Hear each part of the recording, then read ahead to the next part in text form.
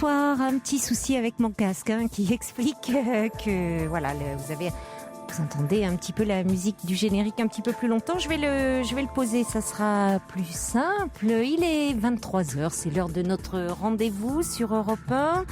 Nous sommes ensemble du lundi au vendredi de 23h à 1h. Je suis tout à votre écoute. La ligne est ouverte au 39 21. Alors si vous ressentez le besoin de me parler ou de partager ce que vous vivez avec d'autres auditeurs, eh bien je vous invite à appeler le 39 21 où vous serez accueillis ce soir par Quentin et Justin, sous l'œil attentif de Fabrice Fougerousse qui réalise cette émission.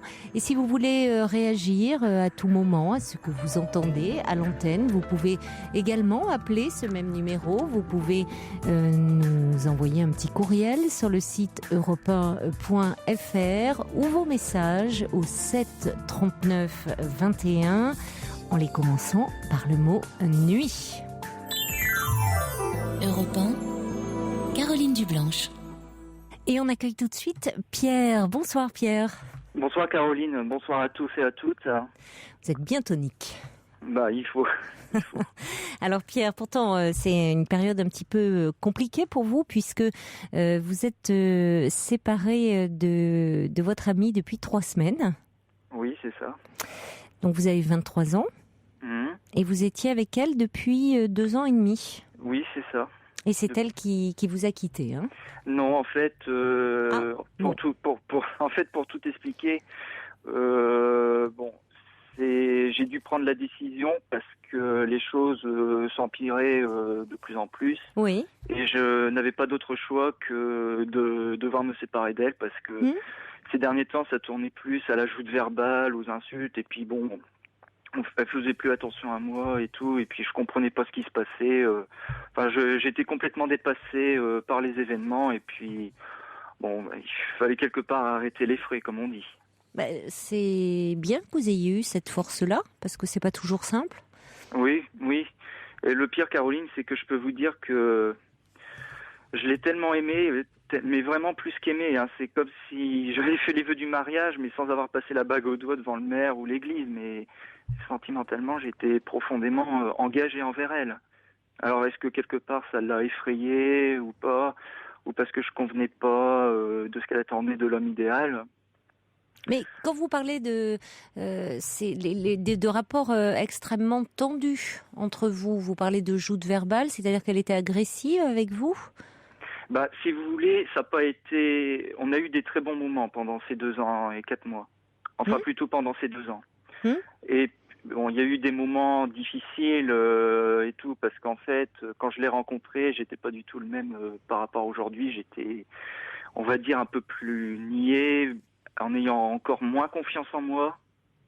Et puis en étant un peu dans mon univers, quoi, parce que à ce moment-là, j'étais en art plastique, donc on a toujours cette image de celui qui plane un peu, mais en dehors de ça, voilà. Donc quand je l'ai rencontrée, déjà, j'ai voulu la séduire parce que c'est une fille qui m'avait vraiment accroché à l'œil, donc j'ai voulu apprendre à la connaître, et puis petit à petit pousser les choses, et puis les choses se sont faites quelques mois après, donc on était ensemble. Oui. Donc pendant ces 2 ans, ça se passait plutôt bien, mais il y a eu des moments, des fluctuations, on va dire. Par exemple, une fois, on sortait à peine depuis 2-3 mois, j'étais tellement passionné, amoureux, que je voulais partir en vacances avec elle tout de suite. Alors que si vous voulez, elle avait besoin de temps et tout, ce que je n'avais pas compris sur le coup, mais j'étais tellement enthousiaste et tout, qu'à un moment, je me suis mis dans un état maladif, on va dire. Parce que, voilà. Si vous voulez, le problème que je traîne depuis longtemps, avant même notre rencontre, c'est un problème de confiance en moi et d'hypersensibilité. Donc, si vous voulez, ça fait les montagnes russes. Un jour, ça va, je peux être très bien, puis après, je peux plus ou moins m'écrouler si je rencontre une certaine difficulté. Enfin, ça dépend. Des fois, ça passe, des fois, ça casse. Enfin voilà, pour vous placer quand même le contexte d'origine. Oui, mais là, ce que vous décrivez, bon, dans les premiers mois de votre relation, vous êtes très amoureux d'elle, vous avez envie de passer le plus de temps possible avec elle, au point de Oui, vouloir voilà. partir en vacances avec elle. Bon, il n'y a rien d'anormal à tout ça, en même Oui, temps. tout à fait. Mais bon, après, par la suite, bon, les choses, on va dire, je me suis amélioré, j'ai changé, mais il y avait Oui, déjà mais des choses. vous me dites dans votre mail, Pierre, que c'est... Elle avait... enfin... que vous avez dû adapter votre personnalité, que vous avez Oui, voilà, changé mais physiquement et rentré dans un cadre et joué un rôle qui ne vous correspondait pas. Alors, la question que je me posais en lisant votre mail, c'était est-ce que c'est vous qui vous êtes mis cette pression et qui avez joué ce rôle, ou est-ce que au fond, elle a voulu un peu essayer de vous changer? ben, il y a les deux. Elle a voulu essayer de me changer et puis elle m'a fait comprendre que bon, si ça devait durer, il fallait que je fasse des changements. Mais quel genre de changement? Ben, tout d'abord, déjà, j'étais, on va dire, très maigre, enfin physiquement très mince, ce qui était le cas. Je faisais 58 kilos pour 1m90, je vous laisse imaginer. Hmm. Mais donc, je correspondais pas à l'image de l'homme fort et viril. Alors elle m'a dit, il faut que tu fasses du sport et tout. Alors moi, je pensais que c'était quelque part pour mon bien, parce qu'elle disait ça quand même pour mon bien. Mais elle attendait surtout en retour cette image de quelqu'un de baraqué. Vous voyez? Donc sur un an de temps, j'ai dû prendre de la masse, aller au sport, à la muscu, et puis énormément. Mais ça vous plaisait, vous?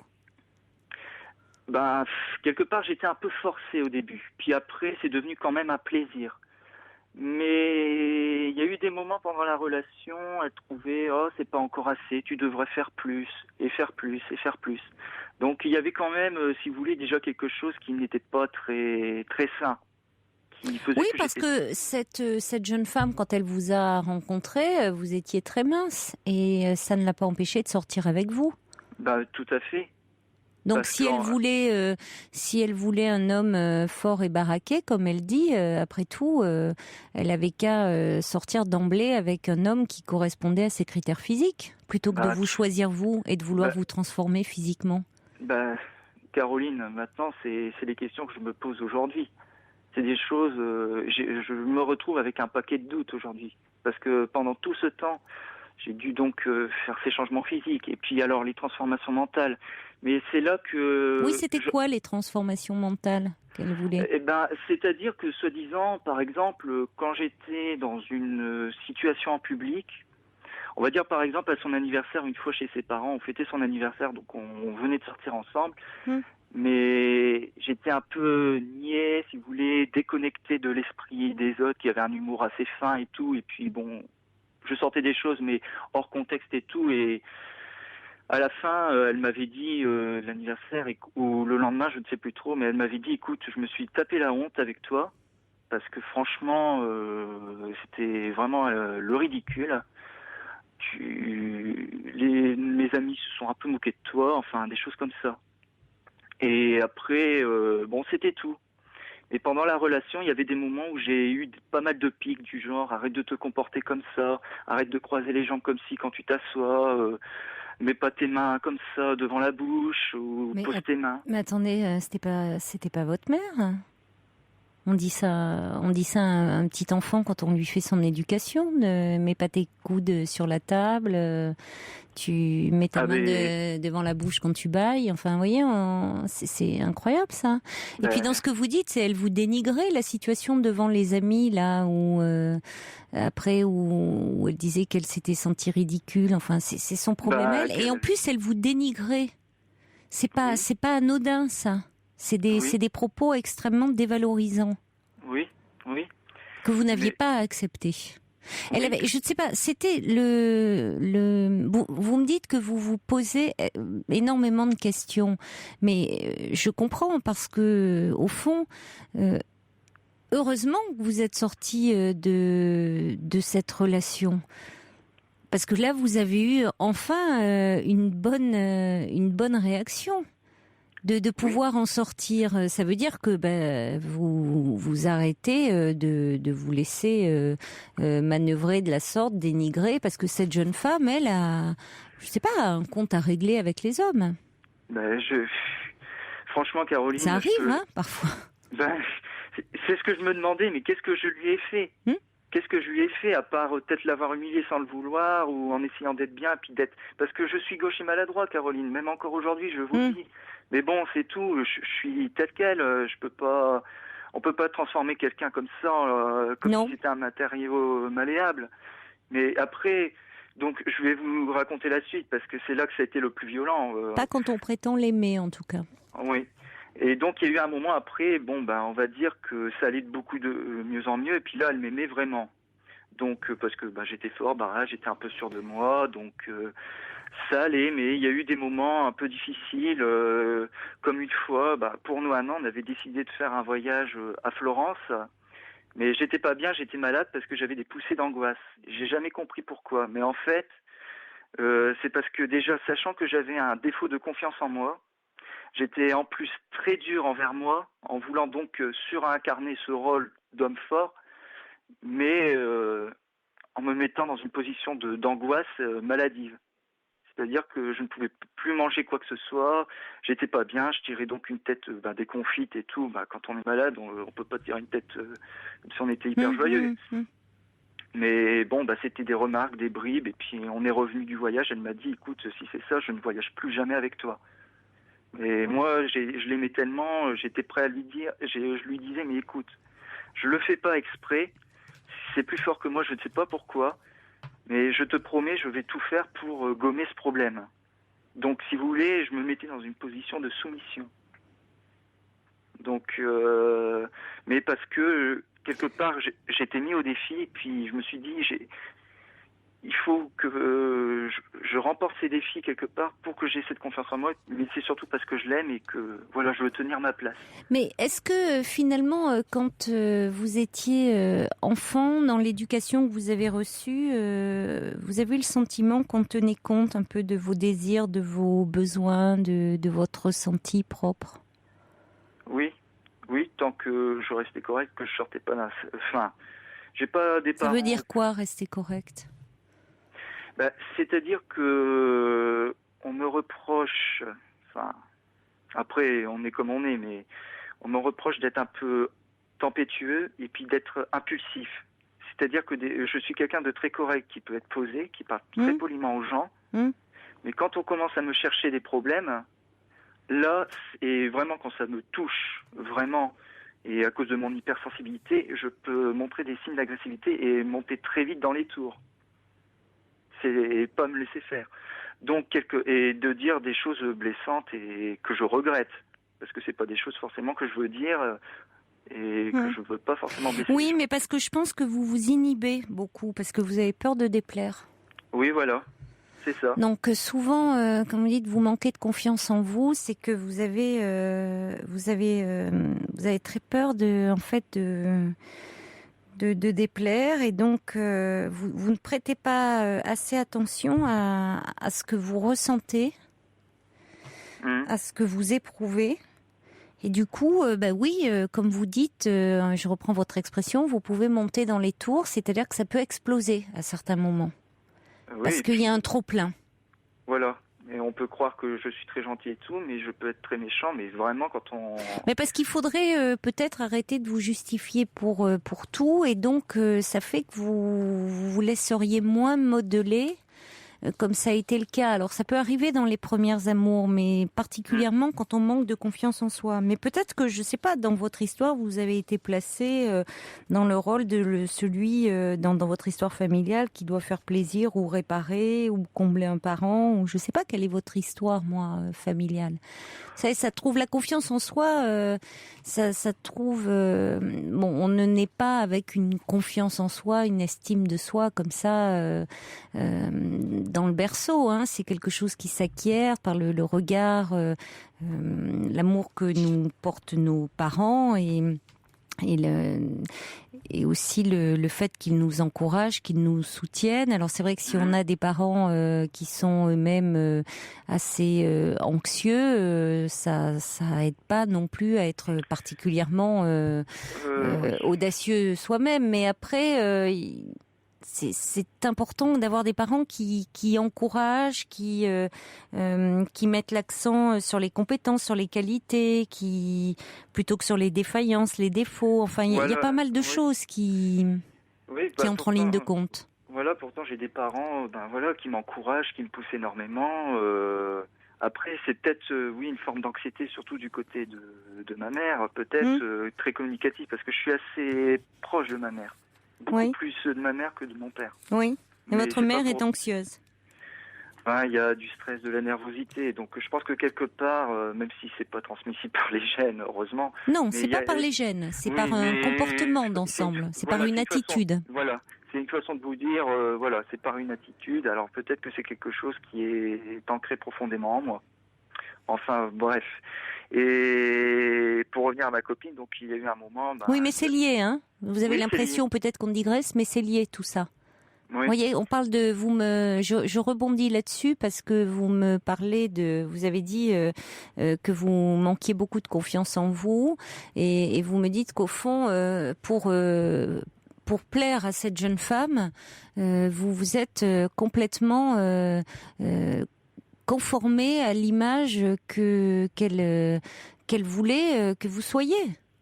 Tout à fait, mais c'est parce que quelque part je n'avais pas de choix et en même temps je voulais... Si, on a toujours le choix. Oui, mais... Et d'ailleurs là vous avez eu le choix, vous dites j'avais pas trop le choix de sortir de cette relation. Et si, et vous avez eu le choix et là finalement il vous a fallu avoir une certaine confiance en vous, il vous a fallu faire preuve de confiance en vous, Pierre, pour prendre cette décision.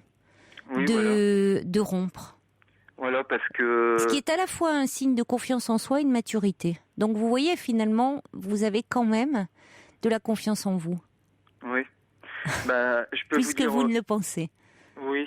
Parce qu'il y a beaucoup de gens qui restent dans une situation amoureuse qui les rend malheureux.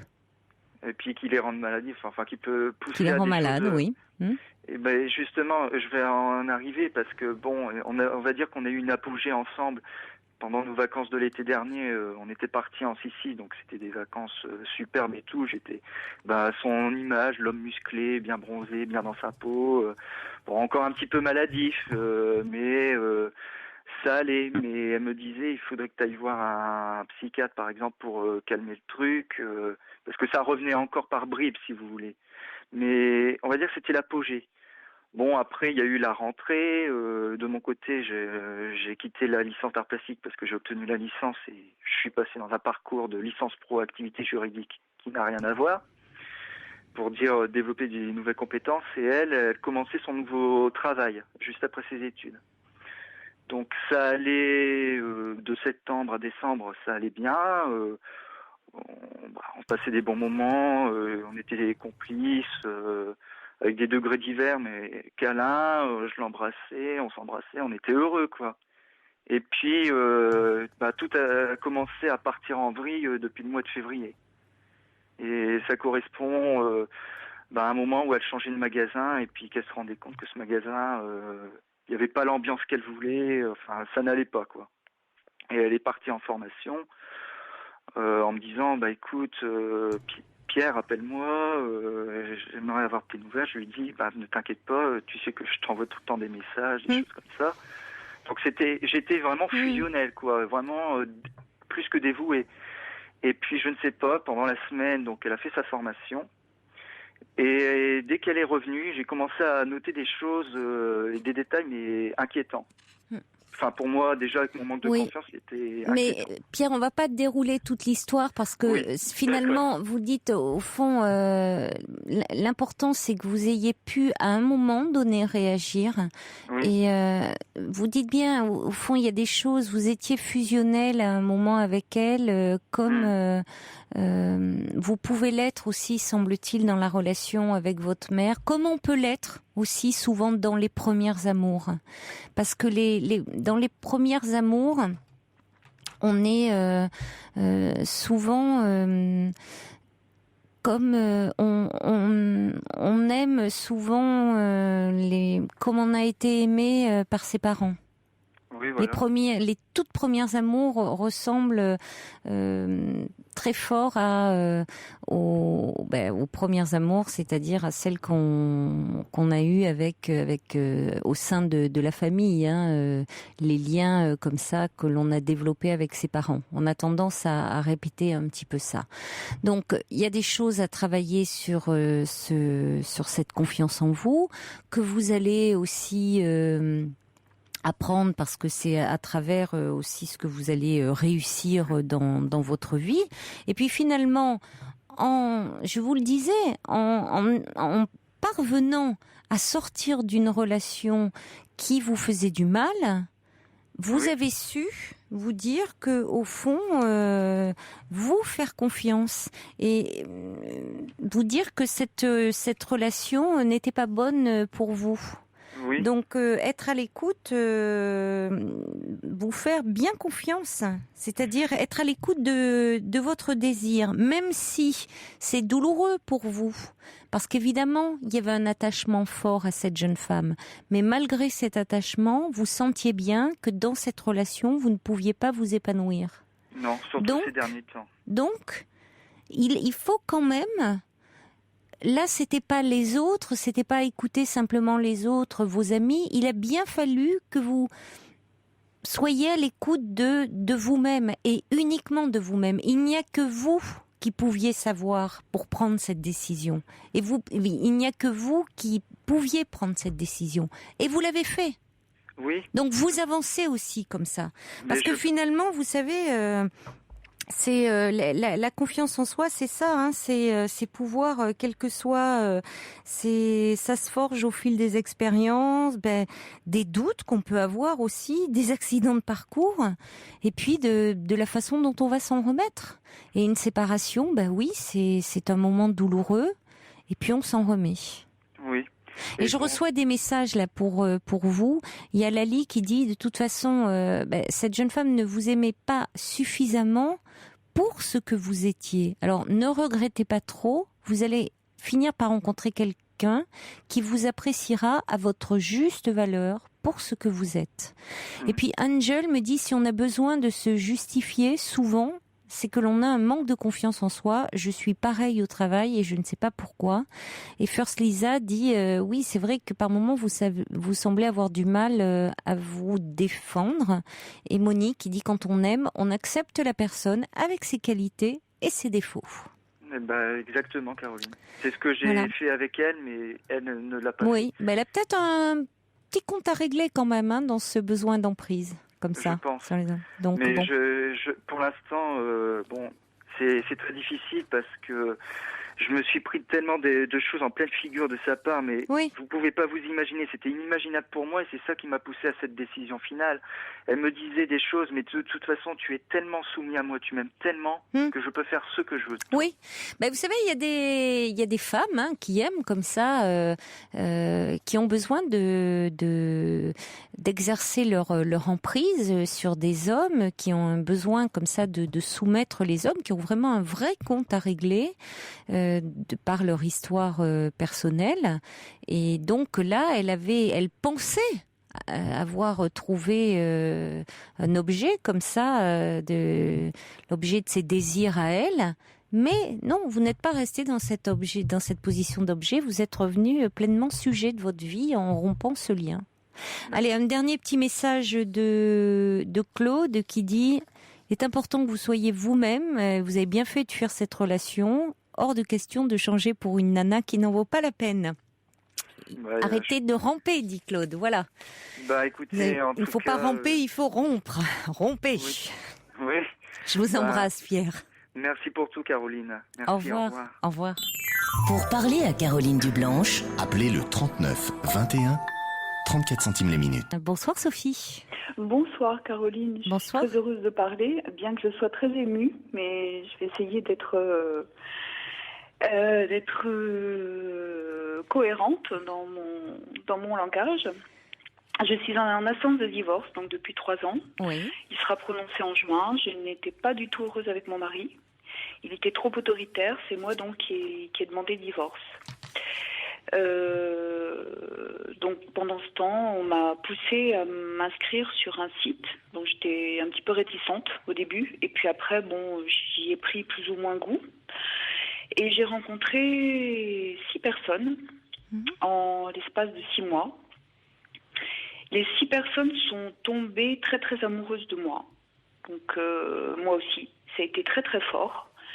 Des mots d'amour incroyables, des choses que je n'ai jamais vécues avec mon mari. Donc c'était très intensif, c'était très fort, très... Et du jour au lendemain, ces relations se sont arrêtées. Et je ne comprends pas pourquoi. Donc est-ce que ma demande n'est pas trop forte? Est-ce que c'est moi qui... Là, je m'interpelle parce que je me dis Mais que s'est-il passé avec ces personnes-là, avec ces hommes rencontrés sur ce site? Et on s'est rencontrés. Il y a eu un flash. Il y a eu une attirance, comme on dit, charnelle. Et donc on est partis en week-end ensemble. On a fait plein de choses ensemble. On a été, c'était très très très intensif. C'était très très fort. J'ai eu des coups de téléphone toujours, toute la journée, des messages, des coups de téléphone, des mots d'amour incroyables. Alors, les mêmes mots d'amour, en fait, c'est comme si c'était une seule personne. J'ai l'impression que ou alors que tout le monde se donne le mot, j'en sais rien. C'est comme si c'était une personne. Et en fait, c'était toujours le même mot d'amour. Ah oui. Enfin, les mêmes mots d'amour, quoi. Je t'aime, tu es belle. C'est un peu universel en même temps. Alors, c'est un peu universel, mais enfin bon... C'est vrai, le langage de l'amour est un peu... Et j'y ai cru. Oui, oui. Parce que je veux reconstruire quelque chose, mais en même temps, je suis quand même assez heureuse, heureuse et malheureuse, mais je suis assez heureuse d'avoir ces expériences. Mais en fait, ces expériences sont... Bon, ça me fait pas souffrir, mais ça m'interpelle en fait. Je me demande si vraiment c'est pas moi qui lance une info, qui suis trop demandeuse, peut-être qui suis trop... et eux pareil, ils sont. Est-ce que je fais pas peur, peut-être? Est-ce que ces personnes ne s'engagent pas? Elles ne veulent pas s'engager, pardon? Est-ce que je sais pas exactement ce qui se passe. Et donc ça ne m'empêche pas d'en rencontrer d'autres, mais je vais pas en rencontrer 10 000 si vous voulez. Je veux dire, à la limite. Oui, ça ne vous rend pas plus malheureuse que ça. Ça vous interroge sur l'attitude et sur votre attitude. Voilà. De dire quel message peut-être faites-vous passer à votre insu. Voilà, exactement. Et ça me... Comment êtes-vous inscrite sur le site? Quelle annonce? Qu'est-ce que vous dites? Alors, je change tout le temps d'annonce parce que c'est énervant. Donc moi, là, en fait, je recherche quelqu'un de doux, de séduisant, d'attentionné, qui veuille reconstruire une vie à deux. Donc je recherche quelqu'un qui veuille reconstruire quelque chose. J'arrive plus tellement à parler là. Oui, d'accord. Mais donc voilà, donc ça me rend un petit peu pas malheureuse, mais je me dis je vais pas en rencontrer encore d'autres. Ça va être pareil. Et bon, le dernier ça a duré 3 semaines. Et d'un coup, il m'a dit écoute. Tu arrêtes, on arrête tout. Je fais passer mon travail en priorité, c'est mon travail qui compte. Alors que la veille, c'était je suis heureux avec toi, je suis bien avec toi. On a fait des projets de week-end. On a planifié des week-ends ensemble et puis d'un coup, du jour au lendemain, ça s'est arrêté. Ça s'arrête à chaque fois? Ça s'est arrêté toujours aussi brutalement? Oui, ça s'est arrêté toujours aussi brutalement. Donc ça démarre très fort et ça s'arrête tout aussi brutalement? si je comprends bien, à chaque fois. Exactement, oui, à chaque fois. C'est-à-dire que vous vous rencontrez, vous m'avez parlé de flash, d'attirance sensuelle très forte. Oui. Il y a une attirance, charnelle très forte. Oui. Donc vous démarrez tout de suite l'histoire. Et puis ça dure quoi, 1 semaine, 2 semaines, 3 semaines et voire moins. Oui. Voire moins. Par exemple, le dernier là, ça a duré une journée, 2 jours, puisqu'on a eu des contacts aussi par SMS et par téléphone avant, très amoureux. Et puis ça s'arrête, ça s'est arrêté, mais le lendemain, alors que la veille, il disait je t'aime, quoi. Hein. Oui. Alors très amoureux, c'est là. Oui. Alors il y a dans le désir, on va dire. Dans le désir, c'est-à-dire qu'il y a un peu une exaltation, un désir. C'est ça quand il y a une différence certainement à faire, puisque vous dites ce sont les mêmes mots. Oui. Et c'est ce qui vous dites que ça vous interpelle justement les mots eux-mêmes. C'est le langage universel, mais où il y a une confusion de registres entre les mots de l'amour et les mots du désir. Exactement. Parce que je t'aime au bout de 24 heures, on est dans le registre du désir là. Et même je t'aime, il y a une personne qui m'aime toujours. On ne s'est pas ni embrassé ni rien, on s'est vu simplement. Et il est fou amoureux de moi, quoi.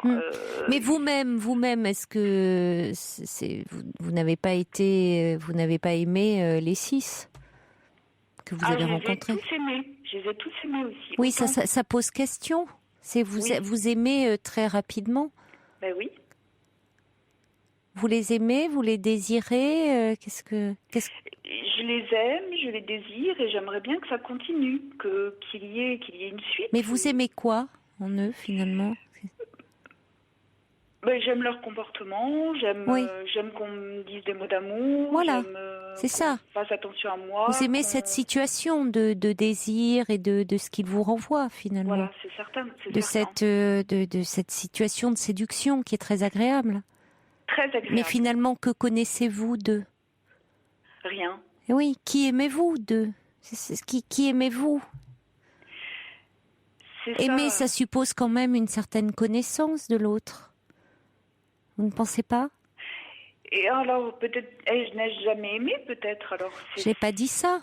Non, mais c'est moi qui peut-être l'interprète comme ça. Ça m'interroge, moi, de dire qu'au fond, vous me dites qu'en 6 mois, en l'espace de 6 mois, vous avez rencontré 6 hommes. Et que ces 6 hommes, vous les avez aimés. Et peut-être, dans ma tête, dans ma confusion, donc, c'est une seule personne. C'est ce qui m'interroge, oui. Et d'ailleurs, j'ai l'impression que pour vous, ces 6 hommes sont interchangeables. Oui. Oui. Ils ont tous eu le même...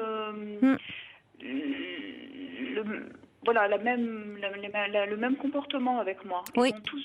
Donc au fond, c'est ça, c'est là où ça, il y a une quête, il y a une attente, oui, mais au fond, quand on aimer, c'est aimer quelqu'un dans sa singularité, justement. On aime cette personne-là parce qu'elle est unique à nos yeux. Or là, ces 6 hommes, ils sont interchangeables pour vous. À tel point qu'ils au fond, ils se succèdent, mais au fond, il y a une espèce de masse. Ils ont les mêmes mots, vous les différenciez pas bien les uns des autres. Non, et je voudrais bien changer, justement. Je voudrais bien avoir une autre relation, mais différente. Tout aussi forte, parce que moi je suis dans l'émotion, hein, je suis dans le plaisir, dans l'émotion, mais je voudrais bien que ça continue. Je voudrais bien qu'il y ait une suite. Je voudrais bien qu'on. Mais c'est ce que vous recherchez, c'est le shoot de l'émotion, le shoot du plaisir. Ouais. Il vous le faut en perfusion là. Mais oui, non, mais c'est grave parce que je me trouve. Grave, non, je n'irai pas jusque là. Ah non, ça n'a rien à voir, non. Vous avez été Je reçois un message de Cathy qui dit vous avez été dans un gros manque jusque-là. Oui. Alors, oui, et là, finalement, vous êtes peut-être dans ce vide, à combler le vide maintenant en passant de l'un à l'autre. Mais est-ce que je me perds pas quelque part? C'est une bonne question. J'ai l'impression d'être Alors, je dois changer peut-être moi, peut-être. Est-ce que je dois être un peu plus distante? Est-ce que je dois être un peu plus... Je sais pas. Donc ça me... Bon, j'ai peur d'en rencontrer encore un autre qui est le même schéma, quoi. C'est pas l'autre qui aura le même schéma. C'est ce schéma-là, oui. Donc vous continuerez, vous serez dans le même schéma. Oui. Vous êtes dans un schéma. C'est important d'en prendre conscience. Pour le moment, vous êtes dans un certain schéma, oui. Et quand on est dans un vide, on a tendance à compenser. Et finalement, peu importe ce qui vient combler ce vide. Mais les hommes... Au fond, et les hommes ont tous le même... peu importe leur visage, leur corps, leur odeur, leurs paroles. Et voilà, donc... Et eux, pareil, hein, ils sont... Peut-être, je connais pas leur histoire, c'est pas avec eux que je parle. Hein. Oui, bien sûr. Mais donc moi, ça me rend... Voilà, il faut que je change quelque chose. C'est-à-dire que le risque, c'est que ça peut... Vous risquez à un moment d'aller au-devant de certaines désillusions, d'un peu de... Le risque, c'est un peu l'amertume. C'est-à-dire que pendant un temps, pourquoi pas, mais vous avez dit quelque chose d'important. Le risque, c'est de se perdre au bout d'un moment. Voilà. Et là, j'ai failli me perdre avec le dernier, là. Parce qu'on a été très loin dans ce plaisir-là, hein, parce que je voulais vivre quelques fantasmes, Il m'a écouté, il m'a suivi, on a été tous les deux consentants, si vous voulez. Enfin, on a fait des choses. J'ai fait des choses que je n'avais jamais osé faire avant, enfin, je veux dire. Hein. Donc, bon, j'ai eu beaucoup de plaisir. J'ai pas honte de le dire. J'ai eu du plaisir que je n'avais jamais eu avant. Donc, c'est tout nouveau pour moi. Et voilà, quoi. Donc c'est curieux, quoi. Jamais j'aurais imaginé un truc pareil, quoi. Oui, mais vous êtes dans quelque chose où c'est vous qui avez quitté au départ votre mari, parce que c'est ça, trop autoritaire. Et aujourd'hui, vous vous retrouvez dans une situation où ces hommes, en revanche, ce sont eux qui mettent un frein à la relation. Ce sont eux qui partent. Hein.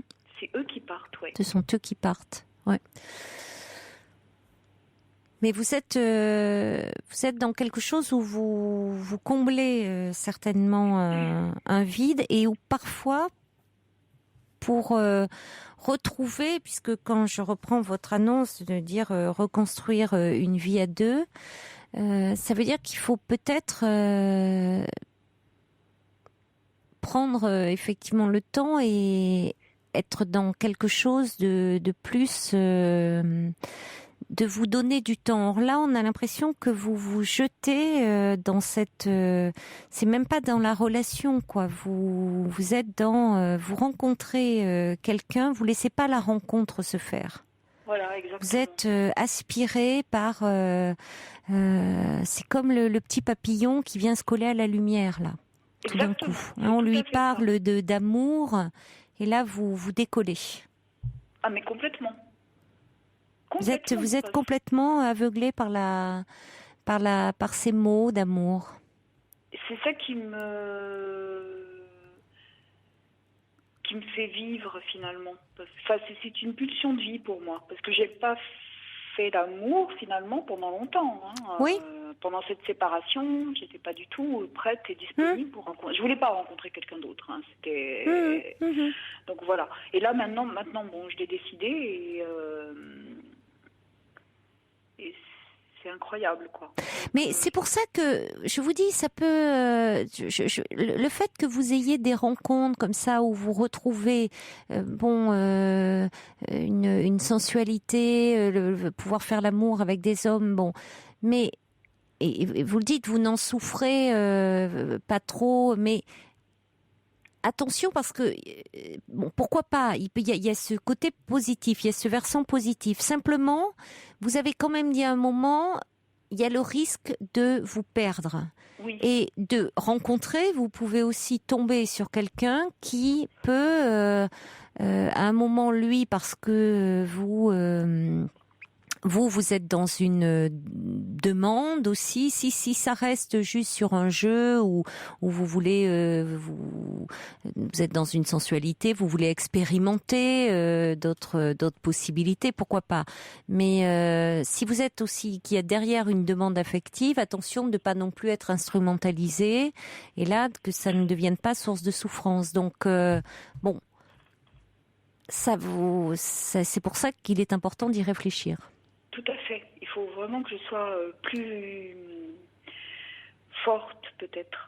Et donc votre questionnement est intéressant parce que ce n'est pas les hommes en question qui sont en question, c'est aussi votre façon de vous de vous présenter, de vous d'entrer dans ces relations. Vous vous précipitez trop. Je me précipite trop et je trouve ça très agréable. Je pense même plus à l'avenir, en fait, à la limite. Et oui. C'est l'instant présent. C'est ça. C'est ça. C'est l'insouciance, c'est le spontané. Oui. Oui, mais si vous voulez, ça peut être pour le moment. Bon, là, c'est très bien. Vous pouvez avoir une période, une parenthèse comme ça. Pourquoi pas? Pourquoi pas? Si ça vous pouvez avoir comme ça des aventures. Vous pouvez avoir besoin de ça. Mais il ne faut pas que ça dure trop longtemps. En fait. Ça, c'est vous qui le sentirez. Oui, exactement. Mais c'est moi qui dois déterminer, peut-être inconsciemment, peut-être. Oui. C'est moi qui détermine quelque chose et... C'est vous qui le sentirez, voilà. Parce qu'il y a un moment où peut-être que le risque, c'est de tomber vraiment amoureuse. Pour le moment, ces hommes sont interchangeables, donc il n'y a pas trop de risques. C'est ce que dit. Pour le moment, Cathy dit vous vous sentez reine en quelque sorte, et je vous comprends. C'est ça, c'est bon. Oui. Mais bon, moi, j'utilisais l'image du papillon dans la lumière. Et parfois, le papillon se brûle, les ailes. Bon. Oui, et je me brûle souvent. Et voilà, dans ma vie, je me suis toujours brûlée. Je me suis toujours... Bon, pour le moment, écoutez, pour le moment, je vous dis, il y a pas un homme vraiment, c'est vous qui butinez, hein. Bon, écoutez. Mais je vous dis, attention à ne pas trop vous perdre quand même. Merci en tout cas de m'avoir écouté. Et puis c'était très agréable de parler un petit peu. Merci beaucoup. Au revoir Sophie. Au revoir. Au revoir. Toutes vos confidences à Caroline Dublanche au 39 21. 39 21. 34 centimes la minute. Bonsoir Meredith. Bonsoir Caroline. Bonsoir. Alors moi je vous appelle parce que j'ai quelques soucis. Et en fait j'ai essayé de vous avoir vendredi et puis... Vous pouvez parler un petit peu plus fort Meredith s'il vous plaît, je oui, vous entends pas très bien. Merci. Donc moi je suis quelqu'un de très timide, qui manque de confiance en moi, qui suis complexée parce que moi j'ai des problèmes de poids. J'ai eu une gastroplastie en 2008 donc qui m'a permis quand même de perdre du poids. Oui. Et je suis quelqu'un qui a tendance à pas mal me dévaloriser, qui a peu d'amis. Et la cerise sur le gâteau, c'est que à 3 reprises, j'ai volé dans des magasins. Je me suis fait attraper par le service de sécurité. Donc bien sûr, ça a été la honte. Je me suis rendu compte, mais trop tard, que j'avais fait une bêtise et que c'était mal. Donc j'ai essayé de m'analyser d'abord moi-même pour savoir pourquoi j'avais fait cet acte-là. J'en ai d'abord conclu que c'était par défi personnel, que je passais par une période financière difficile parce que j'alternais le chômage et des périodes d'intérim, de CDD.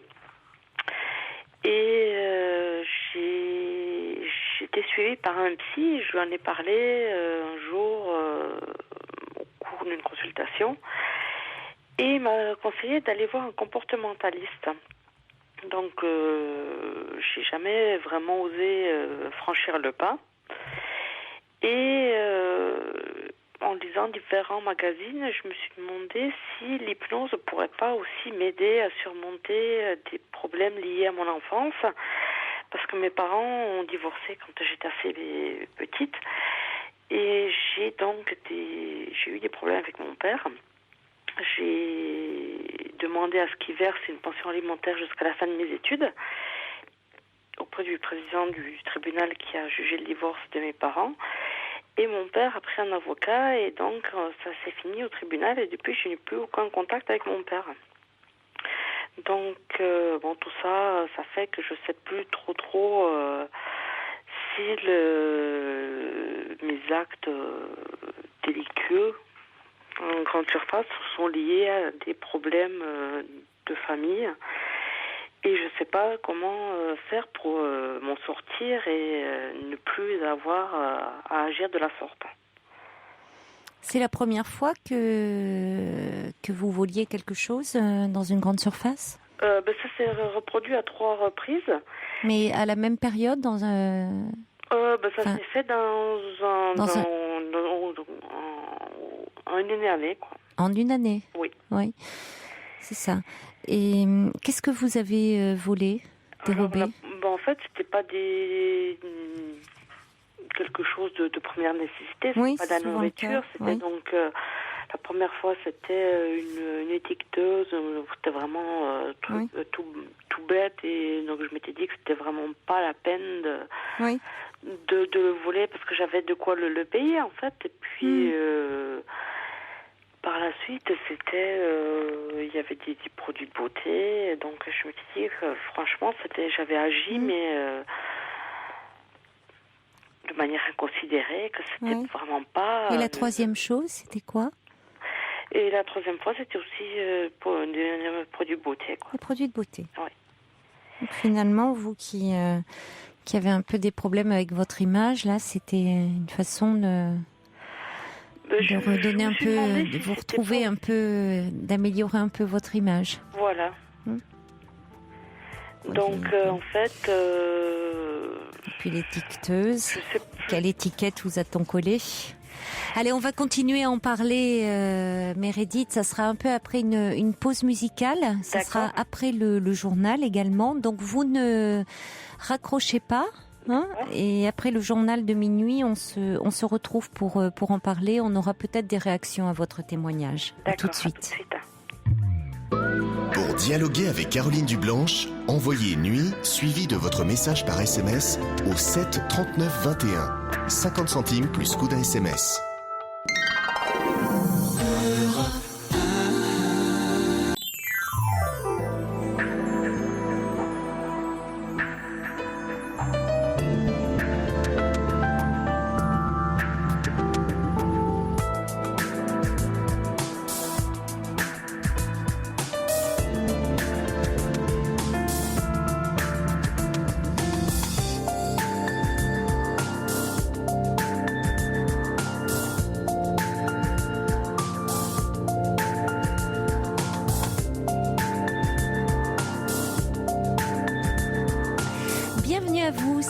Rejoignez à l'instant sur Europe 1, cette émission est la vôtre. Vous pouvez y parler de vous, de votre vie en toute liberté en appelant le 39 21 et à tout moment, étant donné que nous sommes en direct, vous pouvez réagir à ce même numéro, dialoguer avec nous à l'antenne.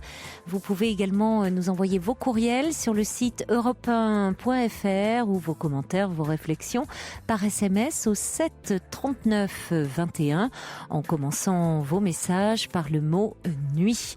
Juste avant le journal de minuit, nous étions en compagnie de Meredith que nous allons retrouver. Meredith, vous êtes là ? Oui, bien sûr.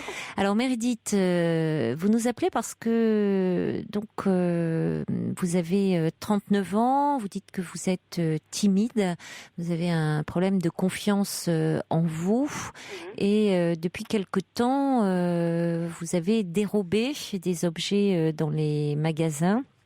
Vous dites que c'était une sorte de défi que vous vous étiez lancé.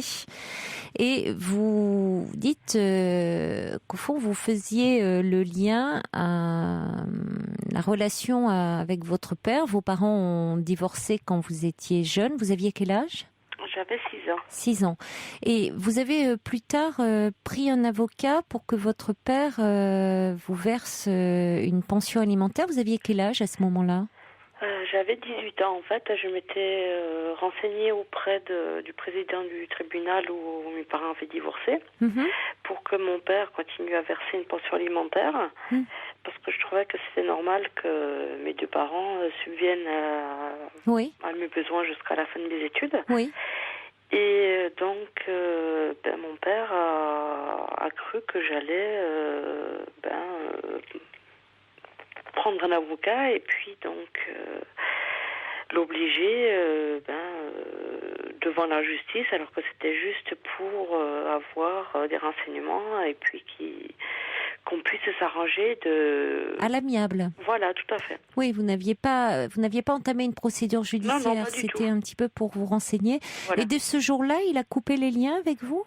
Oui, tout à fait, oui. Donc, je sais pas comment mon père a eu vent de ma relation, donc pour avoir des informations. Toujours est-il que c'est le président du tribunal qui a appelé chez ma mère pour lui dire que mon père prenait un avocat et donc pour me défendre, il fallait que je m'attende à avoir aussi besoin d'un avocat. Donc c'est une chose que j'ai dû faire parce que l'avocat de mon père, c'était un avocat qui était un peu comme un bulldozer, donc il aurait tout fait pour que je n'ai pas forcément gain de cause. Et donc au final, le président du tribunal m'a donné raison pratiquement à 100% et donc a obligé mon père à verser donc une pension alimentaire jusqu'à la fin de mes études et une année aussi supplémentaire le temps que je trouve un emploi. Oui. Donc ça n'a pas plu du tout à mon père et donc depuis lors j'ai plus du tout de contact avec mon père, quoi. Jusqu'à aujourd'hui. Même à l'heure actuelle, je n'ai plus de contact du tout, quoi. Il a coupé les ponts. Je n'ai plus aucune nouvelle. Et auparavant, avant vos 18 ans, est-ce que donc il ne versait pas de pension alimentaire pour vous, mais est-ce que vous aviez des contacts avec lui ? Il versait une pension alimentaire, mais c'était un montant qui était tout à fait dérisoire. Donc c'était ma mère et mon beau-père qui venaient à pratiquement aux 3/4 des besoins donc, que j'avais pendant ma scolarité. Et donc je voyais mon père donc une semaine pendant les vacances de Noël et 15 jours en été. Et le reste de l'année, on se voyait pratiquement pas, quoi, parce qu'il habitait en Suisse, donc maintenant il habite en Espagne et je le vois plus du tout, quoi. Donc après réflexion, je m'étais dit je vais quand même essayer de savoir pourquoi mon père ne me parle plus, en me disant quand même que j'avais une chance sur 2 pour qu'il me réponde, mais j'aurais quand même voulu qu'il me dise les raisons exactes. Et ça n'a pas été le cas. Je lui ai envoyé plusieurs fois des courriers en lui proposant qu'on se voit, qu'on ait une discussion pour mettre les choses à plat. Ça n'a pas été possible, il m'a jamais répondu. Donc le psy qui me suivait m'avait dit au bout de 2 ans, il m'a dit maintenant il n'y a plus 36 solutions, c'est soit vous allez le voir directement pour avoir une explication de vive voix, soit vous lui téléphonez, ou alors dernière solution, vous coupez carrément tout contact avec lui, c'est pas la peine de continuer à vous torturer l'esprit. Et qu'avez-vous fait ? Et donc, comme j'ai une belle-mère qui a tendance à mettre de l'huile sur le feu pour éviter que les choses s'arrangent, j'ai préféré couper les ponts en me disant que si j'allais voir mon père ou si je lui téléphonais, il n'y aurait pratiquement aucune chance pour qu'il y ait une discussion positive et constructive, quoi. Donc, vous avez peur peut-être aussi de vous retrouver face à lui, ou à un nouveau rejet de sa part? Peut-être qu'il y avait aussi ça, oui. Et ce psy qui vous suit, c'est un psychiatre? Oui. Pourquoi vous a-t-il conseillé de vous adresser à un comportementaliste par rapport à ces problèmes de vol dans les magasins? Parce que je vois pas là en quoi un comportementaliste peut vous aider, parce que bon, certes c'est un symptôme, mais si vous voulez, ce symptôme arrive à un moment donné de votre histoire, et pour le coup, c'est pas comme une phobie, c'est pas comme vous voyez là, ça prend un sens bien particulier dans votre histoire. Et là, je reçois un message du subversif qui dit: votre lien avec le père est une intuition forte. Il ajoute: suivez-la, mais d'un point de vue plutôt analytique, c'est-à-dire dans le sens où ça serait plutôt à élaborer dans la relation. Après tout, vous avez fait de vous-même le lien avec votre père, à savoir au fond dire: est-ce que vous comptez pour lui? C'est ça, dire, on pourrait dire c'est une interprétation, mais faire la démarche que votre père vous verse une pension alimentaire pour vous, c'est aussi, eh bien, vous comptez pour lui, donc verse aussi de l'argent pour vous. Là, vous allez dérober quelque chose. Bon, vous faites le lien avec votre père. Il y a des choses à travailler autour de cela. Il y aura d'autres choses qui émergeraient. Mais un comportementaliste, si vous voulez, s'attache aux symptômes, mais pas aux causes, à l'origine du symptôme. D'accord. Or, vous, il y a toute une histoire derrière. Et toute une histoire qui vous est propre, et ça serait plutôt un thérapeute d'orientation analytique qui pourrait vous aider. Mais je pense que le psy m'avait parlé d'un comportementaliste pour que j'ai un maximum de chance de mon côté et que je puisse m'en sortir. Oui, mais enfin, le comportementaliste, enfin, il s'agit pas de faire de la rééducation. Vous savez très bien que effectivement, ça ne se fait pas de voler dans les magasins. Oui. Le psychologue comportementaliste, il va pas, ou le psychiatre comportementaliste, il va pas vous accompagner dans le magasin en disant, voyez, il y a des objets, il faut pas y toucher. Comme on peut faire dans certaines situations de phobie où on vous met face à l'objet ou à la situation qui est source de phobie pour essayer de petit à petit ne plus être dans une conduite d'évitement et progressivement ne plus être comme ça dans cette situation de stress. Là, il y a des raisons très complexes derrière à élaborer. Donc, enfin, personnellement, je ne pense pas que ça soit le thérapeute le plus adapté. Hein. Je trouve que ça serait plus important de parler de votre histoire et notamment de comprendre, enfin vous me dites qu'il y a ce problème de surpoids, vous me dites qu'il y a ce problème de manque de confiance en vous, que vous vous dévalorisez beaucoup. Peut-être comprendre aussi, ça vous permettrait de vous demander à quoi sert votre auto-dévalorisation, de rester finalement, parce que s'auto-dévaloriser, ça permet de rester dans l'ombre de qui ? Ça vous protège de quelle jalousie, de quelle rivalité? Ça permet de réfléchir et de comprendre beaucoup de choses, et donc de surmonter, de dépasser tout cela. Mais on n'est pas dans des stratégies, dans des méthodes un peu de rééducation. C'est vrai que là, plusieurs fois dans les magasins, quand j'y vais, je me pose la question, est-ce que vraiment c'est nécessaire? Est-ce que c'est vital? Et bon, j'essaie de prendre du recul par rapport à Oui, mais si vous voulez, bien sûr que c'est pas, vous le savez au fond, c'était pas des produits indispensables pour vous, mais ce n'est pas de ce registre-là. Ce n'est pas rationnel. Oui. Il y a quelque chose qui n'est pas rationnel et il y a quelque chose d'un symptôme qui s'est exprimé à ce moment-là. Et il y a quelque chose d'inconscient. Et pour y avoir accès, ça veut dire qu'il faudrait pouvoir parler de cette part obscure que vous avez et auquel, pour le moment, vous n'avez pas accès.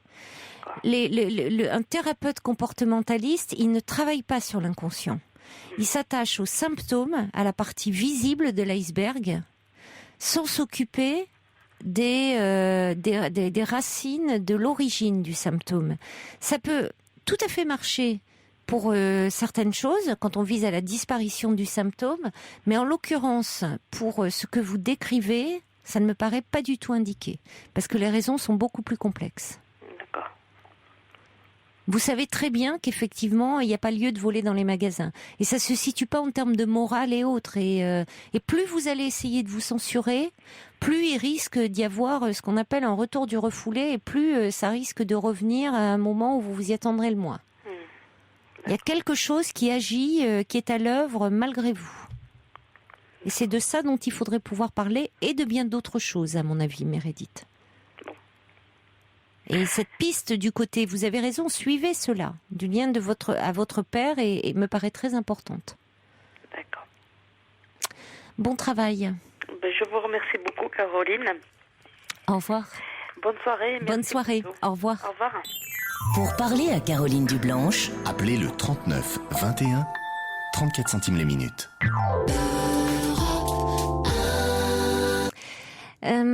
Alors des messages qui arrivent, il y a des messages qui arrivent au 7 39 21. Attends, on n'avait pas fait de remise à jour, donc j'en ai plusieurs qui arrivent pour Meredith. Le subversif dit: ce psychiatre vous a peut-être orienté trop tout de suite dans le réel en allant voir votre père, ou en coupant les ponts, fausse piste, élaborez plutôt les choses avec un autre.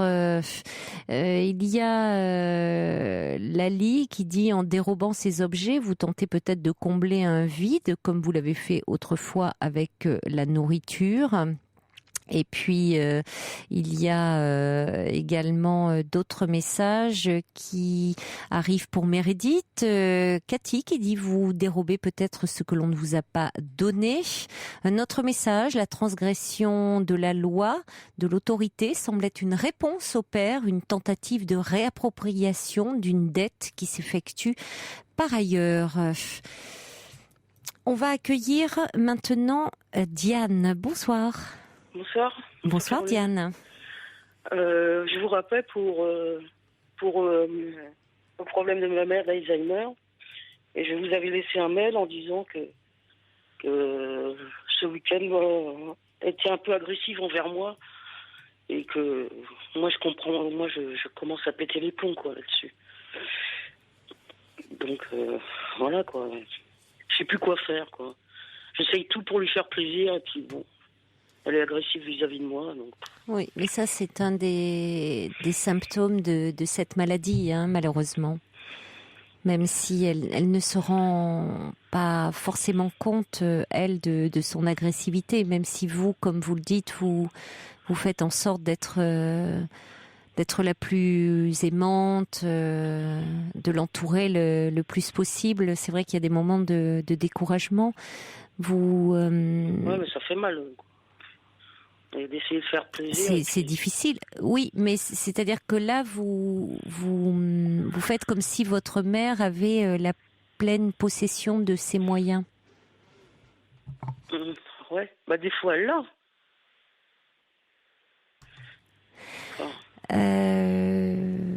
Oui, à certains moments, mais elle est atteinte de cette maladie en même temps. Oui. Donc c'est ce qui fait que pour vous c'est compliqué, parce que vous-même, semble-t-il, vous avez du mal à vous repérer. C'est-à-dire que dans les moments où elle a où elle est consciente, où elle est lucide, vous en oubliez presque qu'elle est atteinte de cette maladie. Oui, il y a un peu de vrai, oui. C'est vrai. Or, quand elle a ces accès d'agressivité qui font partie de cette maladie et qui sont terribles pour l'entourage et qui sont un des symptômes, je le rappelle, eh bien, à ce moment-là, vous n'avez plus affaire à votre mère telle qu'elle pouvait être, telle que vous l'avez connue d'avant la maladie, mais votre mère qui souffre de cette maladie. Donc, il n'est pas vraiment, qui n'est pas responsable en fait de cela, même si vous le prenez évidemment en pleine figure. Oui, c'est ça. Vous vous en occupez, constamment ? Non, je la vois le week-end et mon frère il vient le dimanche aussi dans le week-end. Donc, on en parle moi j'en parle avec lui aussi. Mm-hmm. Et donc j'ai dit. Il m'a dit dans la voiture, qu'est-ce que t'en as pris plein la tête ce week-end? Bon. Mm-hmm. Il s'en est rendu compte. Et puis bon, j'ai l'impression qu'elle se laisse aller. Elle a quel âge, votre mère, là? Elle a 75 et demi, là. Oui.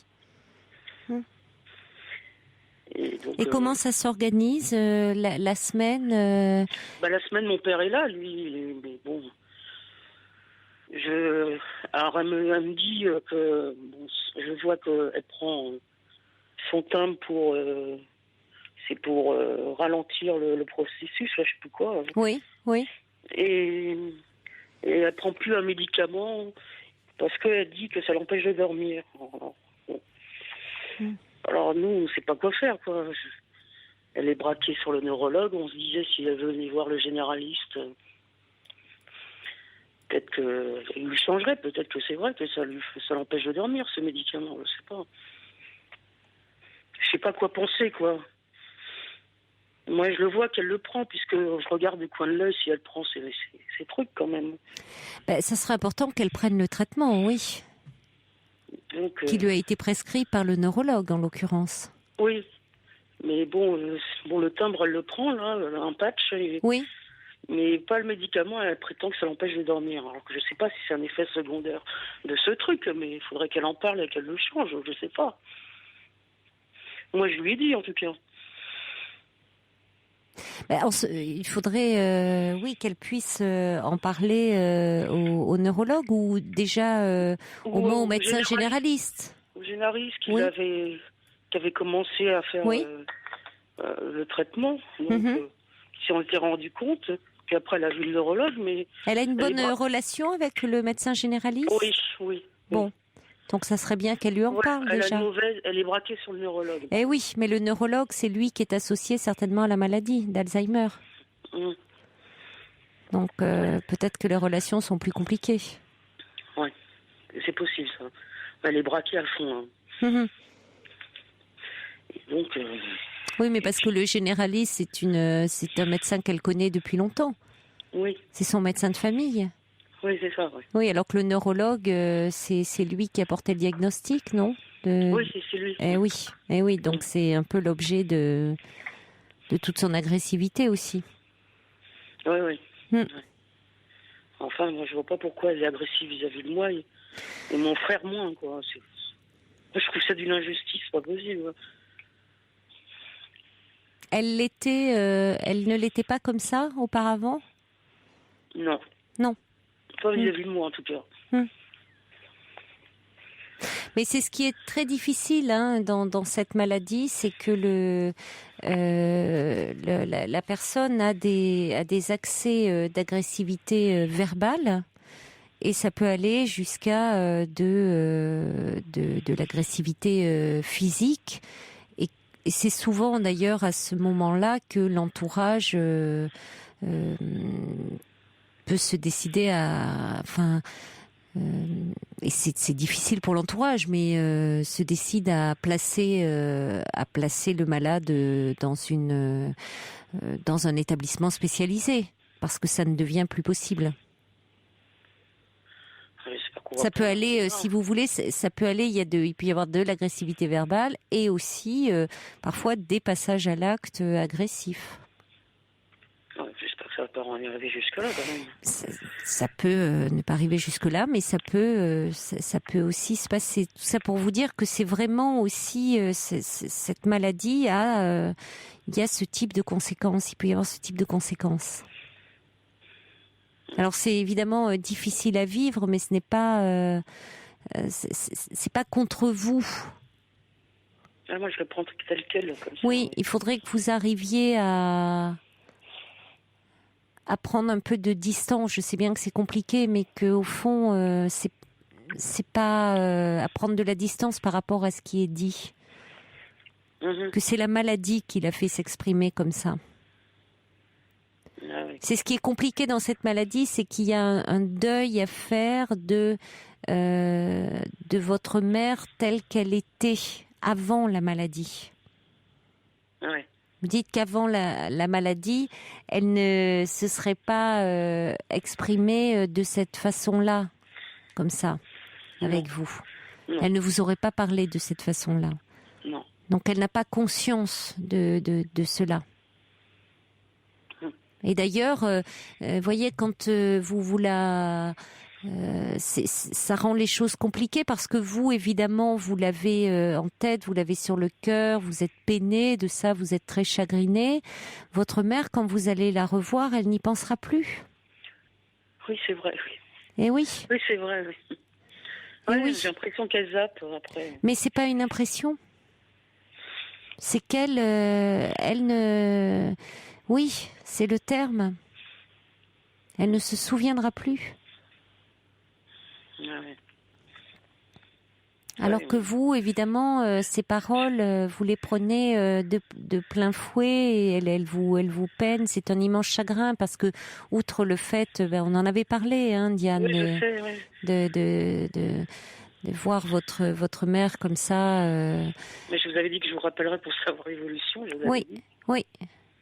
Je me souviens de vous.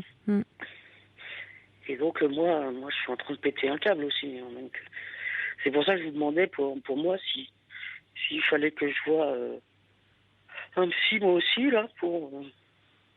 Peut-être être un peu aidé, être un peu pouvoir parler, être un peu soutenu.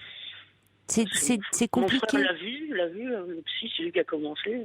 Et c'est lui qui m'a conseillé. Et puis, dans mon entourage professionnel, là où je travaille, on m'a dit que ça pourrait m'aider. Oui. Je sais pas ce que vous en pensez.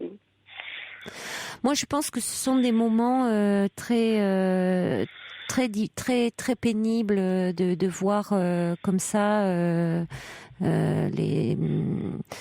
ce qu'on aime, ce qu'on pensait invulnérable, ce sur qui on s'appuyait, les voir comme ça diminuer, perdre leur faculté, que c'est une maladie terrible. Et... Ouais, mais elle mange plus beaucoup, je trouve. Je la trouve maigre. Je lui ai dit ça. Je lui ai dit, remplis-toi un peu. Et que c'est angoissant et qu'à la fois vous êtes très angoissé de la voir comme ça, de la voir diminuer, que vous avez envie de la protéger, de prendre soin d'elle, que vous êtes pleine de sollicitude, de tendresse, d'amour pour elle, et puis que il y a des moments où elle le reçoit bien, et puis qu'il y a des moments où sa maladie, je le répète, sa maladie fait qu'elle a des accès comme ça d'agressivité, voire de violence, et que ça, évidemment, c'est très dur. Donc, je pense que non, et vous ne le serez pas. Ça n'empêche qu'il y aura des moments de tendresse quand même. Hein. Il y aura toujours, heureusement, c'est des moments. Ce sont des moments. Hein. Mais il y a des moments qui peuvent être vraiment très durs. Oui. Et c'est vrai que pour l'entourage comme ça familial, c'est des périodes, des moments de grande solitude. Donc d'avoir un soutien extérieur, je pense que c'est très utile. Oui, vous pensez ? Ah oui. C'est ce qu'on m'a dit à mon boulot aussi.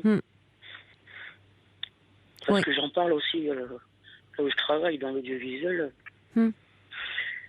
Et donc, j'en ai parlé et ils m'ont dit si ça pourrait t'aider, tu vas pas rester dans cet état-là toi aussi.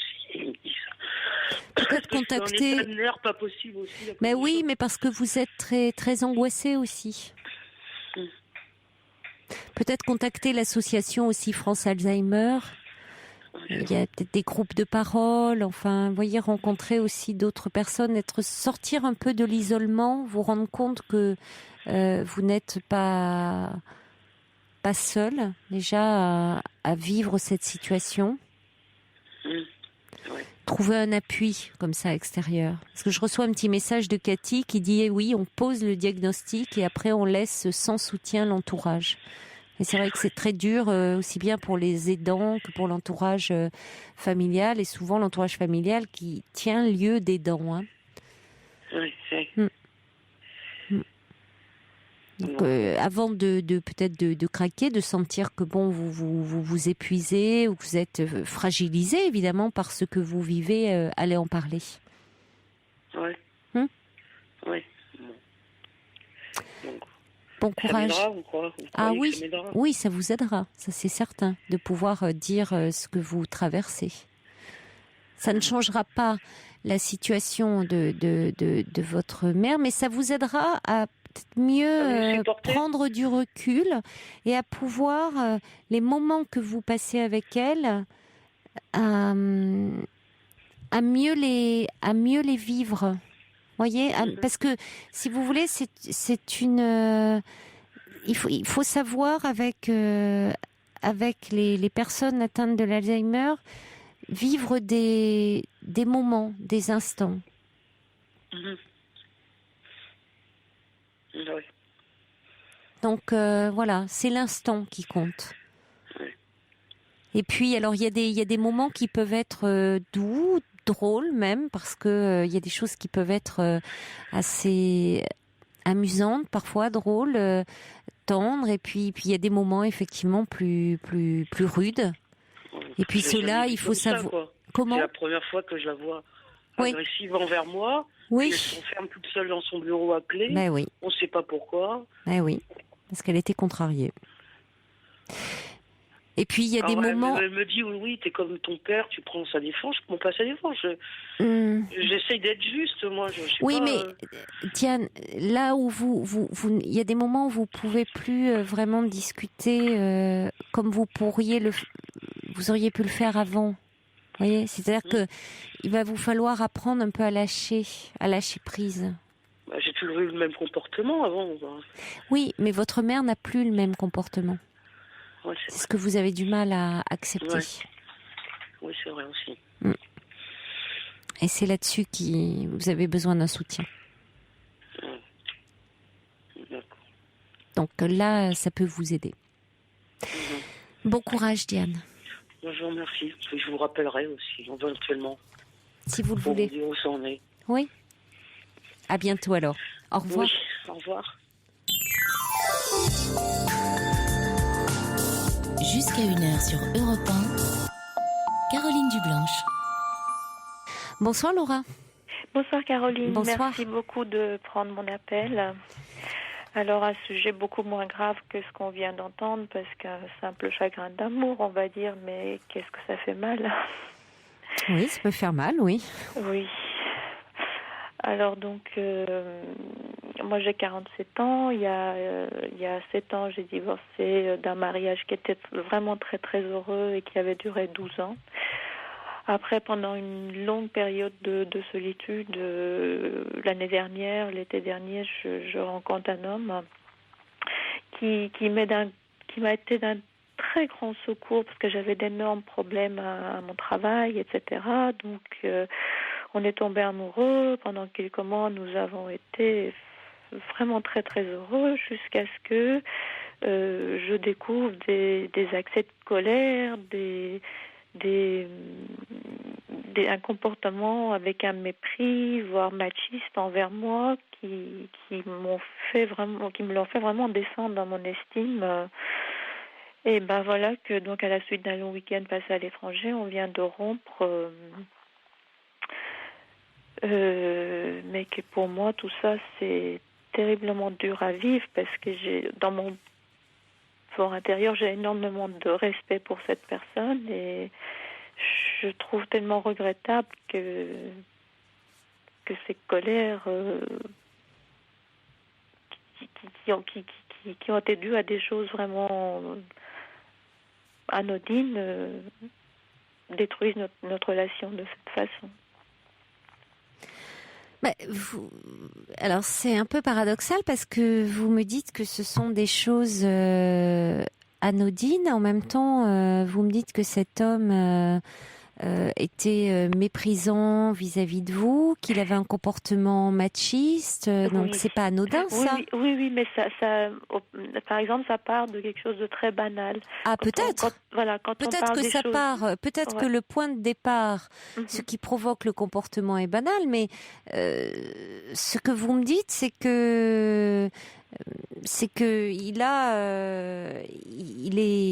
il est méprisant et machiste. Donc, ce qui est étonnant, c'est que vous trouvez que c'est. Après, vous me dites que c'est anodin, donc ça ne l'est pas. Par rapport aux choses banales de la vie, trouver une adresse, ou s'énerver pour une petite chose, une ustensile dans la cuisine, etc. Quand on discute des choses très profondes de la vie, cet homme a une réflexion tellement profonde, un tellement grand cœur, qui m'a été d'un très grand secours et voilà, je n'arrive pas à comprendre cette personnalité. Est-ce que c'est ça d'avoir une double personnalité? Est-ce qu'il y a un aspect de lui qui représente quelqu'un de formidable et puis il y a un autre aspect? Est-ce que... Non, c'est pas ça la double personnalité. C'est pas ça, double. Non, oui. non, c'est un terme assez galvaudé, mais non, c'est pas ça du tout. Non, il peut avoir un côté très très impulsif et s'emporter très facilement, mais après on peut s'emporter sans pour autant être d'un tempérament un peu colérique, mais un peu soupolé, on dirait familièrement, mais ça ne veut pas dire dénigrer, humilier, mépriser son partenaire. Ça, c'est toujours problématique quand il y a ce type de comportement chez une personne. Donc ça, c'est pas anodin. Voilà. Oui, alors, parce qu'à plusieurs reprises, il m'a dit, moi, je n'ai pas eu d'enfant. Et lui, de son côté, il a une relation très conflictuelle avec sa mère. Donc, assez tôt, il a commencé à me reprocher, me dit, tu m'envoies des images de ma mère, c'est pas possible. Et puis, à plusieurs fois, il me reproche de le materner. Bon, c'est ce que j'ai essayé de faire de moins en moins, mais jusqu'au dernier soir, il me l'a reproché. Oui. Oui, vous avez une clé là. Hein. Oui. Vous avez une clé. Alors déjà, de toute façon, dans une relation amoureuse, c'est pas une très bonne chose de materner un homme. Enfin, ça peut arriver dans la relation de couple. Il y a plusieurs plans et on peut, en tant que femme, être à différents niveaux. À la fois, évidemment, l'épouse, la maîtresse, de temps en temps la mère. Mais ce qui est toujours problématique, c'est de s'enfermer dans un rôle, un seul rôle. Et quand on a le rôle de la mère, c'est-à-dire dans un rôle de maternage, c'est toujours problématique parce que ça renvoie l'homme à la relation à sa mère. Et donc, si on est dans le rôle de la mère, ça désérotise, ça désexualise la relation. Parce qu'en principe, on couche pas avec sa mère, déjà. Bon, alors en plus, cet homme qui vous dit qu'il avait une relation très conflictuelle avec sa mère...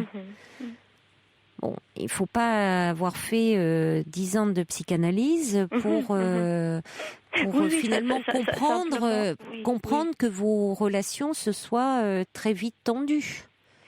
Et qu'au fond, il est exprimé de l'agressivité, voire une certaine violence verbale à votre égard. Tout ce qu'il n'a peut-être pas pu oser exprimer à l'égard de sa mère, d'ailleurs. Oui, c'est que moi, je me rendais pas compte. Je ne sais toujours pas si moi je le materne. S'il s'agit par exemple de lui demander est-ce que tu veux manger telle chose. Dans un couple, on est à table. C'est drôle parce que vous me parlez de l'image, en me demandant cette question, vous me parlez de manger. On renvoie la nourriture. En général, oui. Ça renvoie la mère nourricière. C'est drôle. Oui. Mais enfin, plutôt rester indifférent. C'est-à-dire que Tom me demandait d'être indifférent. Il vous demandait ça ? Il me demandait de pas faire attention à... Il me demandait, oui. J'avais l'impression que quelle que soit la chose que je lui demandais, parce que je suis en train de faire une machine à laver, par exemple, parce que tu as quelque chose de couleur, là, c'est mauvais pour lui, il ne faut pas que je le demande ça. Enfin, je demanderais à n'importe quel coloc. Oui. Et oui, mais c'est tout ce qui renvoyait finalement au côté ménager. Oui, c'est surtout ça. Il y avait quelque chose de l'insupportable. Oui. Oui, bon, mais il y avait quelque chose. Alors après, à quoi ça lui renvoyait ? Peut-être une mère trop intrusive dans sa vie de garçon. On lave son linge sale en famille. C'est bon. C'est pas, hein, il y a quelque chose de cet ordre-là, lui seul est-ce que ça justifie que ça se manifeste par un mépris, Non. C'est-à-dire qu'on en était arrivé à un point que moi, en sa présence, je me sens nulle, j'ai l'impression que je vois mal, que j'entends mal, que j'ai un QI de moi, je ne sais pas quoi. Alors que, bon, j'ai des diplômes extrêmement élevés, j'ai un travail extrêmement compliqué. Mais non, bien sûr que non, ça ne justifie pas, Laura. Et justement, ça le justifie d'autant moins qu'aujourd'hui, vous devriez vous dire que, au fond, vous avez bien fait de provoquer cette rupture. Et comme dit le subversif, il dit vous avez une vague tendance même à enjoliver votre amour d'un œil un peu maternant. Ouais. Hein, c'est-à-dire là aussi vous gardez vous enjolivez l'histoire. Vous avez bien fait de quitter cet homme, cette relation. En fait, dans la mesure... je ne sais pas qui a quitté qui, parce que moi, je rêverais pouvoir donner une autre chance. Non, dites-vous que c'est vous alors, parce que Laura, non. Là, vous, quand quelqu'un est dans l'humiliation, quand quelqu'un dénigre, il faut savoir partir. Il y a un moment, parfois on dit on peut donner une autre chance, on peut, mais quand on tombe dans le mépris de l'autre, quand on dénigre l'autre, il y a des limites à poser. Donc après c'est ça, c'est l'histoire de cet homme. J'en arrive à perdre énormément confiance en moi. Exactement, vous perdez confiance en vous. Mais cet homme, je lui dois énormément parce que l'année dernière. Mais vous enjolivez trop l'histoire. Donc à un moment, si vous perdez confiance en vous, si vous-même vous n'avez plus de respect pour vous, ça ne va plus. Donc ne refaites pas l'histoire trop que du bon côté. Il y avait des choses aussi qui n'allaient pas, qui tenaient aussi à l'histoire de cet homme. Peut-être, vous vous étiez rencontrés, vous savez, c'est une histoire d'amour, c'est aussi deux inconscients qui se rencontrent. Vous avez su à un moment où vous vous êtes quittés, c'est comme ça. Mais ne refaites pas non plus en étant dans la nostalgie de ce qui aurait pu être. Il a une histoire, vous avez la vôtre, et il y avait des choses qui ne pouvaient pas... bien s'assembler, ou alors pas forcément pour le meilleur. C'est ce qu'il faut vous dire aussi, Laura. Et peut-être penser à ça avant tout et penser à vous. Allez, bon courage. Au revoir. Pour intervenir dans l'émission, appelez le 39 21 34 centimes la minute.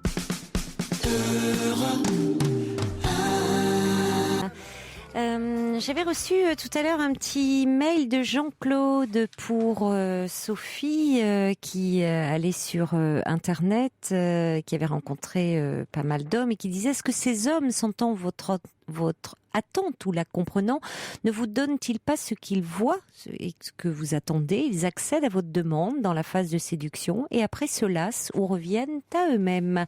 Et puis des mails qui arrivent pour Diane Kléber qui dit: le changement se vit dans l'entourage beaucoup plus durement que chez le malade. Lui oublie qu'il a fait mal. Nous conservons l'amertume. Constance dit: vous pouvez contacter France Alzheimer ou un CLIC, centre d'information, de liaison ou de coordination, pour vous renseigner sur des réunions d'aidants familiaux. Ces réunions vous permettront d'échanger avec des familles qui vivent votre situation. Il existe des CLIC dans beaucoup de villes en France. Vous pouvez vous renseigner dans votre mairie. Courage à vous. Jeanne qui dit: il faut tenter de voir en votre mère une nouvelle personne. Essayez juste de profiter des bons moments avec elle et ne prenez pas trop à cœur ces mauvais moments dont elle n'est pas responsable. Ne cherchez pas à comprendre ni à raisonner. Prenez les choses comme elles viennent et lorsque vous n'en pouvez plus, soufflez un grand coup et rappelez-vous vraiment qu'elle n'est pas responsable de ses faits et gestes. Courage à vous. Bonsoir Aline. Bonsoir Caroline. Bonsoir. Voilà, je voudrais d'abord vous dire merci pour cette belle émission.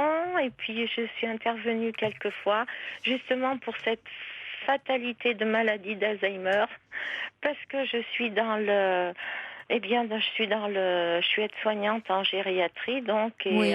Notamment auprès de personnes démentes et atteintes de la maladie d'Alzheimer. Et donc, quand j'ai entendu cette personne qui, effectivement, me semblait très en souffrance, oui. Qu'elle allait péter les plombs, comme a-t-elle dit, j'entends bien sa réflexion, j'entends bien ce qu'elle ressent. Et si je peux donner un tout petit peu de piste, Quentin a été vraiment très à l'écoute et très gentil, donc je voudrais aussi saluer votre équipe parce que vraiment on est toujours très bien reçus. Merci, voilà. Merci. Et je voulais lui dire à cette personne quand même que, comme vous l'avez dit aussi justement, l'agressivité qu'elle montre, c'est difficile à comprendre pour la famille, parce que nous-mêmes, les soignants, quelquefois, nous sommes en difficulté. Cette agressivité, effectivement, elle n'est pas retournée contre la personne qui est là. Cette maladie, elle désinhibe les personnes et parfois, ça se traduit par de l'agressivité physique, éventuellement, ou verbale aussi. Et les personnes changent des fois totalement de comportement. Et j'entends bien la souffrance de cette personne parce que c'est sa fille. Et je suis confrontée, entre guillemets, j'essaye de les aider du mieux possible en travaillant en équipe. Et notamment, on a une psychologue, mais elle vient que 2 demi-journées par semaine. Mais enfin, c'est toujours ça. Et essayer d'aider ces familles qui sont en souffrance, parce qu'elles ont passé leurs parents en structure et que c'était le seul moyen de s'aider elles-mêmes. Et voilà, quoi, je voulais lui dire que c'est vrai que quelques pistes, c'est peut-être qu'elle effectivement se fasse aider pour mieux comprendre la maladie de sa maman, peut-être. C'est important d'être... Pas facile, effectivement. Pardon, excusez-moi. Ça n'est pas facile de faire le deuil de quelqu'un qui est encore présent, mais qui n'est plus la même personne. Et on retrouve plus sa maman, on retrouve plus la personne qui était aussi peut-être chaleureuse ou aimante. Voilà, c'est quelqu'un qui est presque étranger. Et moi, j'ai vu souvent des personnes pleurer, des personnes en souffrance, parce que ces parents sont plus les parents qu'ils ont connus et qu'ils voudraient les retrouver comme avant.